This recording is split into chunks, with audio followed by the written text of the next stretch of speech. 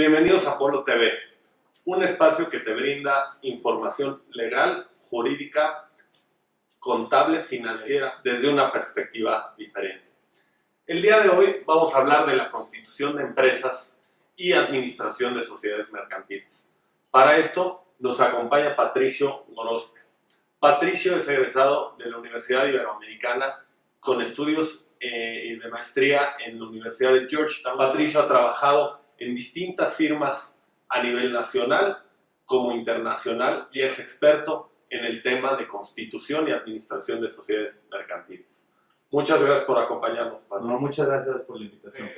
Empecemos por hablar de términos generales. ¿Qué es una sociedad mercantil? Es una entidad jurídica que se forma para un fin común, que tenga especulación comercial o que su objeto principal sea actos de comercio que sean realizados de manera habitual, con personalidad jurídica y patrimonio propio, distinto al de sus accionistas. ¿Qué es una sociedad civil y cómo la distinguimos para ir orientando a nuestra audiencia?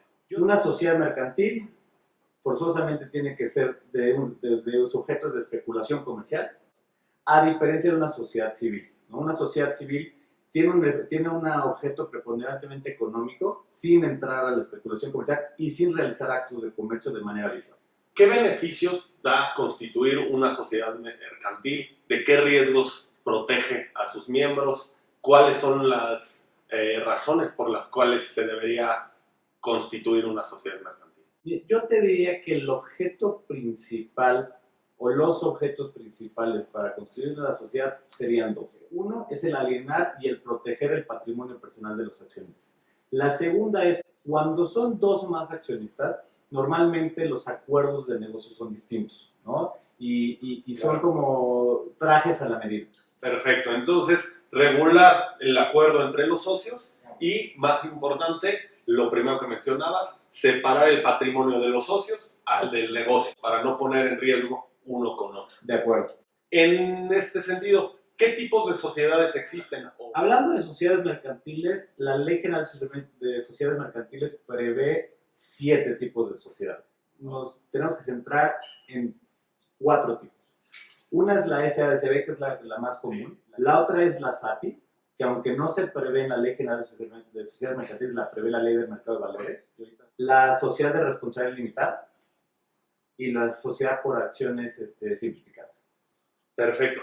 De manera muy general, ¿cuándo crees que es útil cada una de ellas? Perfecto. Es que la única vez en la que yo construyo una SRLCB es cuando es una sociedad que es subsidiaria de una empresa extranjera en la cual existe un tratado para evitar la doble tributación entre México y ese país. Hay una reforma a la Ley General de Sociedades Mercantiles para asimilar la SA con la SAPI y hacerla mucho más flexible. Que la SAPI te prevé que el Consejo de Administración pueda adoptar resoluciones para adquirir las acciones emitidas de la propia sociedad en ciertos términos, en distinción a la SA, que únicamente te prevé casos muy específicos en los cuales la propia sociedad puede adquirir acciones de su propio capital social.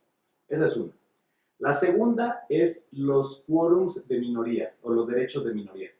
En la SAPI los quórums son menores.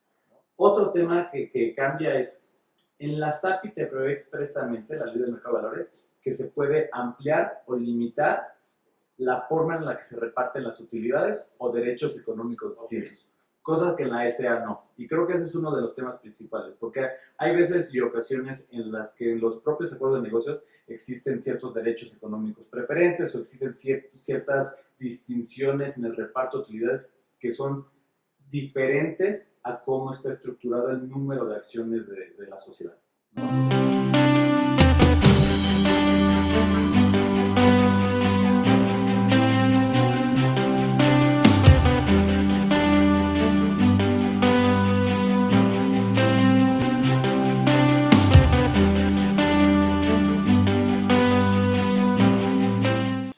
En marzo de 2016 hubo una reforma a la Ley General de Sociedades Mercantiles en las que se prevé un nuevo tipo de sociedad, un nuevo tipo de régimen de sociedad, que es la sociedad por acciones simplificadas. Lo que prevé es lo siguiente. Uno, únicamente puede tener como accionistas a personas físicas. El otro tema es, estas empresas únicamente pueden tener ingresos anuales hasta por 5 millones de pesos. En el momento en que la empresa tiene un ingreso anual por más de 5 millones de pesos, los accionistas tienen que adoptar una resolución para transformarse a otro tipo de sociedades mercantiles de las cuales se establecen en la Ley General de Sociedades Mercantiles. Y aquí es muy importante otra vez mencionar el tema del velo corporativo. Aquí se rompe ese velo corporativo, ¿no? Y entonces el accionista se vuelve responsable solidario. De acuerdo. ¿No? ¿A qué se debe el nombre de simplificada? ¿Qué es lo que se simplifica? Lo que se simplifica básicamente es, te prevé que puede ser una sociedad unipersonal. Antes en México no podía haber una sociedad que tuviera un solo accionista. El segundo tema es que la SAS te prevé que no se tiene que constituir a través de un notario público o un corredor público, ¿no? Aquí se constituye a través de un sistema electrónico de constitución que establece la Secretaría de Economía. Pero desde mi punto de vista no es del todo correcto, te voy a decir por qué. Porque uno de los requisitos para constituir una SAS es tener el permiso de uso de denominación de la Secretaría de Economía. Así es. Entonces, para tú solicitar el permiso de uso de economía, tienes que tener una lista de denominaciones. Revisan que no haya una denominación que sea igual o que sea similar y que pudiera haber algún grado de confusión. Y ese proceso toma entre 2 y 4 días hábiles. Desde mi punto de vista, el tema de tiempos no necesariamente es el beneficio. Yo creo que el beneficio es el ahorrarse los costos notariales. Ok. ¿No?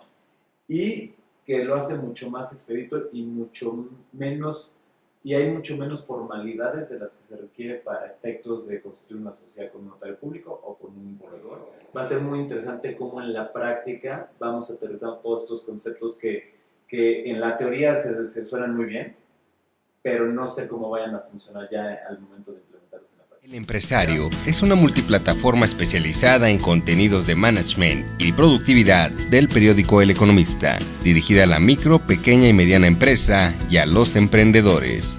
Nuestro objetivo es generar información útil y de calidad que les ayude a tomar decisiones de negocios.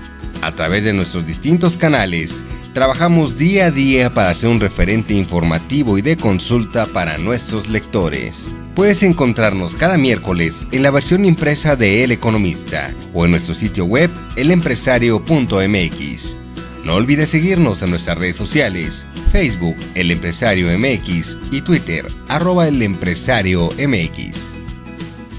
Hablando de la práctica, Patricio, ya sabemos qué tipo de sociedades, ya sabemos algo sobre el proceso, pero dinos, ¿cuándo es un buen momento para constituir tu sociedad? Una persona que tiene ya un negocio, que piensa poner un negocio, ¿cuándo o qué indicadores le pueden señalar que es momento adecuado para formalizarlo en la constitución de una sociedad? Si a mí me preguntas, yo diría que al momento en el que empiece el negocio. Si lo vemos desde la perspectiva del velo corporativo y de proteger el patrimonio de los accionistas, pues hace sentido constituirlo desde inicio, primero. 2, si hay inversionistas, lo más lógico es que ese capital entre a la cuenta de la sociedad. 3, si hay más de un accionista, si somos 2 accionistas, pues desde mi punto de vista, el dejar en blanco y negro y en papel cuáles son los acuerdos de inicio puede ahorrar muchísimos problemas en el futuro. Y no necesariamente es que uno de los accionistas esté actuando mal y el otro bien, sino que hay una falta de comunicación y no hay un lugar objetivo o una manera objetiva de verificar o aclarar cuál era el acuerdo entre los accionistas. Entonces, para beneficio de nuestra audiencia, aquellos que están pensando en constituir su sociedad, ¿cuáles serían los puntos claves que recomendarías tener en mente o poner especial atención, Patricio? Yo diría, 1 es el objeto. ¿A qué se va a dedicar la sociedad? ¿No? 2 es cómo va a estar estructurado el acuerdo de los accionistas. Otro tema muy importante es el tema de los aumentos de capital. Cómo se prevén y cómo se regulan los aumentos de capital.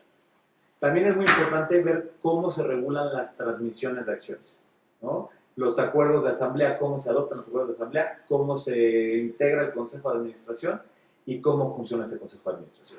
Entonces, yo creo que si prevemos cuáles son los derechos económicos y corporativos de la sociedad, cómo se regula la asamblea de accionistas, que es el órgano supremo de la sociedad, el consejo de administración, que es el que lleva la operación y la administración del día a día, y los poderes, que es cómo regulamos y cómo se representa a la sociedad, creo que estamos teniendo en contextos generales los acuerdos más importantes que hay que tomar en consideración al momento de empezar un nuevo negocio o al momento de construir una nueva sociedad. Es lo esencial, aquello a lo cual ha de ponerse especial atención. De acuerdo.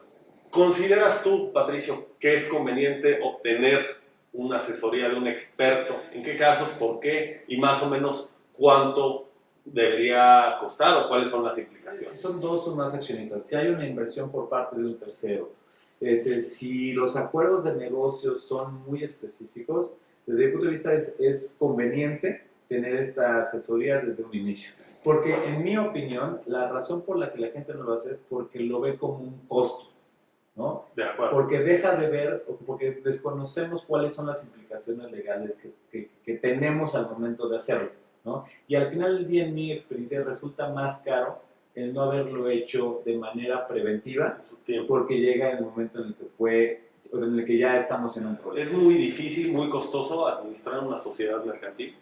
Pero una empresa que no tenga mucha operación, desde el punto de vista corporativo, tiene una obligación principal, que es el tener una asamblea anual, pero al final del día esta obligación es una obligación imperfecta. ¿Qué significa eso? Que no tiene ninguna consecuencia legal. Los costos son mínimos si tomas en consideración la protección y el beneficio y los problemas futuros que te puede ahorrar.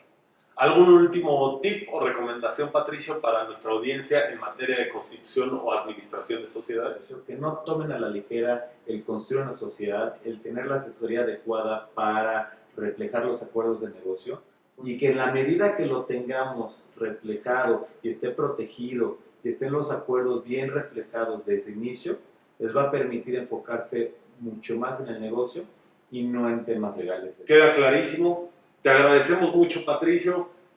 Nos ha ayudado, Patricio, a aclarar qué tipos de sociedades, cuáles son los riesgos, cuáles son los beneficios, que se obtenga una asesoría legal de un experto en la materia para poder prevenir cualquier problema futuro. En este caso, invitamos a nuestra audiencia a buscar, comparar y encontrar al asesor legal que más se adecua a sus necesidades a través de apolloservice.com. Nuevamente te agradezco por la visita, Patricio, por tus palabras, y quedamos en espera de cualquier comentario de nuestra audiencia. No, muchísimas gracias por la invitación, Paul, y creo que deberíamos juntarnos otra vez ya que entra en vigor este tema de las SAS. Sin duda, agradeceríamos mucho tu visita nuevamente. Muchas gracias.